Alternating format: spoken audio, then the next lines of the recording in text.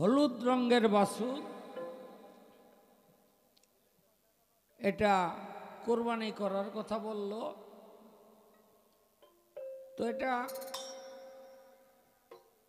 তখন কোরবানি ফরজ ছিল না। এটা একটা ঘটনা আছে। সেই ঘটনাটা হলো মুসা নবীর, এই কিরে বাবা তক গানের সং ডাক দানিয়া কথা কুতি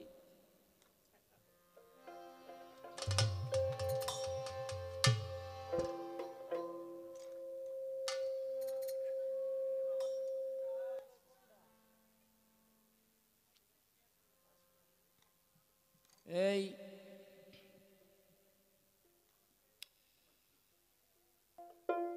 বাবা নাই,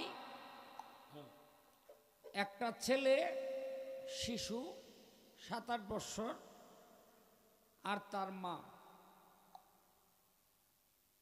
3 দিন ধরে অনাহার। তো আল্লাহর কাছে কয়, আল্লাহ ক্ষুধার জ্বালা সহ্য হয় না, খামু কি? একটা গাভী আইসা বলে তোমরা আমারে খাও।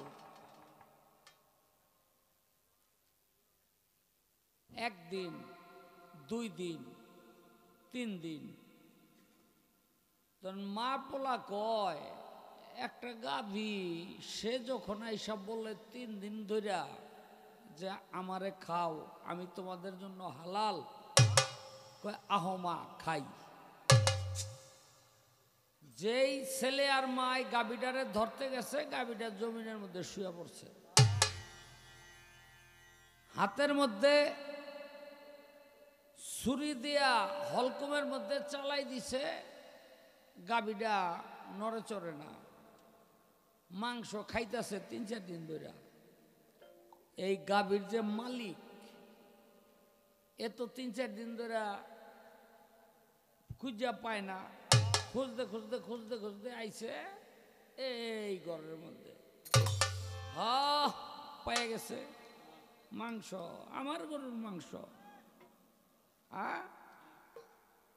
গিয়া বিচার দিছে মুসা নবীর কাছে, আপনার উম্মত খেয়ে লেছে আমার গরু। মুসা নবী ডাকাইছে,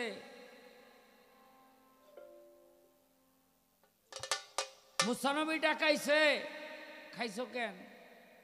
কয় নবী গো, কেন খাইছি কইতারি না, কিন্তু একটা কথা কইতারি, গরুটায় আমগাইয়া কইছে আমরা নাকি, গরুটা নাকি আমাদের জন্য হালাল।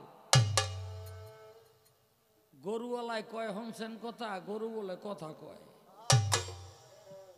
মুসা নবী কয় এর মধ্যে কোনো কিন্তু আছে। সেজদা দিয়া পড়ে গেল আল্লাহর দরবারে, আল্লাহ ব্যাপারটা কি? আল্লাহ কয় কেন? বেটি গো গরু, বেটির পোলার গরু, যার গরু হেরাইয়া কইছে খাইতে, আমি তো পাঠাইছি। বেটারা কয় এই হাসা কইরা কও গরু কার? বেটা কয় আমার। 7 মুলুকের মানুষের জিজ্ঞেস করে দেখেন গরুটা কার, মানুষের জিগায় গরু কার? কয় বেটা আমরা দেখছি না।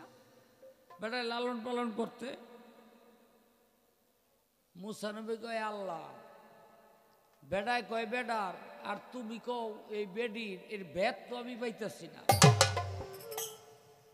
তুমি ঠিক না বেটায় ঠিক? আল্লাহ কয় তাইলে এক কাম করো, জঙ্গলের মধ্যে গিয়া দেখো দক্ষিণ দিকে মাথা দিয়া একটা গেও বর্ণের, এটা হলুদ নাকি আমি কইতারি না। তো আজকে এই বৈদেশি ভাইয়ের মুখে শুনলাম এটা হলুদ, এটা তো আরবি ওইতেও পারে, বুঝলেন, ওইতেও পারে। হইয়া রয়েছে আইনা তুমি জব কইরা গরুর গলা কল্লাটা বেটারের জমিনের মধ্যে শোয়াইয়া বুকটার মধ্যে ধরো। তো ওই গরুটারে জবাই কইরা আপনার ওই ব্যাটারের জমিনের মধ্যে শোয়াইয়া গলাটার মধ্যে ধরছে। হ্যাঁ এখন ওই বেটা মুখ দিয়া কয় গরু আমার না, গরু হইলে বেটি গো। এই বেডির স্বামী আমার লগে পার্টনারে ব্যবসা করত, আমি টাকার লোভে জঙ্গলের মধ্যে মাইরা ওই টাকা পয়সা আত্মসাৎ করছি, আর আইয়া কইছি অসুখ হইয়া মরে গেছে, সেই টাকাটা গরু কিনছি, গরু অগই।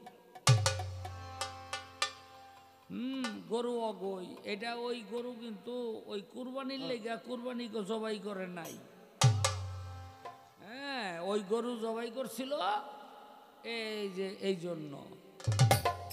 আর কুরবানি ফরজ করা হয়েছে আমাদের উপর, আখেরি জামানার পয়গাম্বরের উম্মতের উপরে।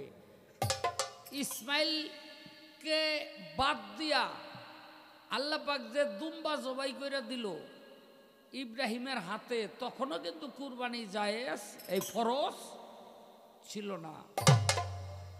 এই কুরবানিকে ধনীর জন্য ফরজ করা হয়েছে, এই আখেরি জামানার পয়গাম্বরের উম্মতের জন্য। আবার যদি আরেক কথা কই, বাংলাদেশে কয়টা মানুষের কুরবানি হয় এটা আমার বিরাট সন্দেহ।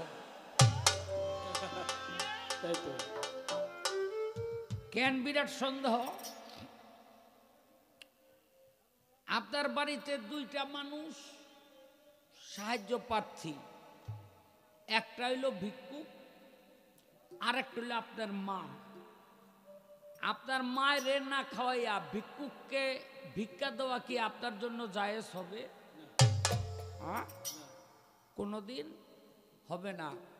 অথচ বড় দুর্ভাগ্যের বিষয়, এই দেশের মানুষ, বাংলাদেশের মানুষ জাকাত দেয় না, কুরবানি দেয়।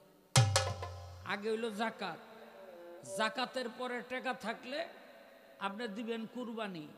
এখন জাকাতের টাকা জমাইয়া গরিবরে না দিয়া আপনি দিতেছেন কুরবানি, আপনার জাকাতের টাকা আপনার কাছেই আছে, আপনিই খাইতেছেন।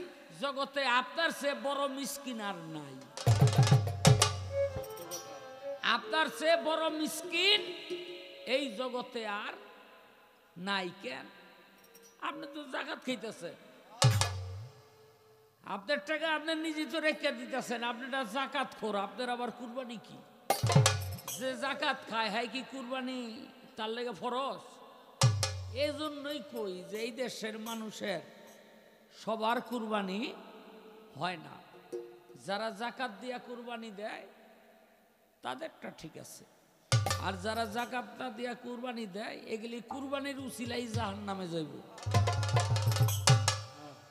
জাহান্নামে যাইতেও কিছু উসিলা লাগে, বুঝলেন নি? এই সমস্ত কুরবানি আলারা এই কুরবানির উসিলাই জাহান্নামে যাইব। বলা কোয়া শেষ। ওই যারা মারফত করে তারা সব কিছুতে কিন্তু বিশ্রায়, বুঝলেন নি? সব কিছুতে কিন্তু বিশ্রায়। আজকে তো রাত শেষ, আরেক দিন পাইয়া লই, আরেক দিন হেরে পাইয়া লই, হেরে আমি বুঝামু। আমি কই যে আমরা তো পাথর মারি মিনাই গিয়া, হ্যাঁ এটা আল্লাহ ওয়াজিব করে দিছে, আপনারা পাথর মারেন কই? শুনছেন না? ওরে আমার পাথর রে।